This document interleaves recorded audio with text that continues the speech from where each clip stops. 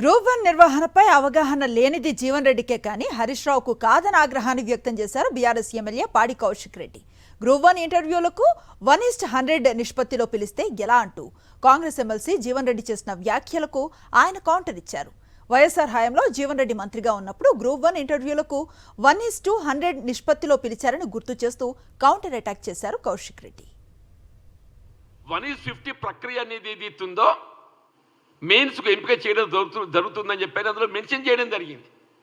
అంటే వాస్తవంగా ఇది ఓన్లీ తెలంగాణ పబ్లిక్ సర్వీస్ కమిషన్కి సంబంధించిన అంశం కాదు, ఇది మొత్తం దేశంలో చెప్పంటున్నాను. నేను just I'm giving the details of the other public service commissions where అంటే ఏ విధంగా మీరు కాంపిటేటివ్ క్యాండిడేట్స్ను పిలవడం జరుగుతుంది అనేది nowhere in the nation. ఇగోండి, ఇది బైలాస్లో మీరు చూడొచ్చు. Commission is final. వాళ్ళు ఎప్పుడు అంటే అప్పుడు చేంజ్ చేసుకోవచ్చు. దాంట్లో బైలాస్లోనే ఉన్నదని కూడా ఈ సందర్భంగా తెలియజేస్తా ఉన్నాను.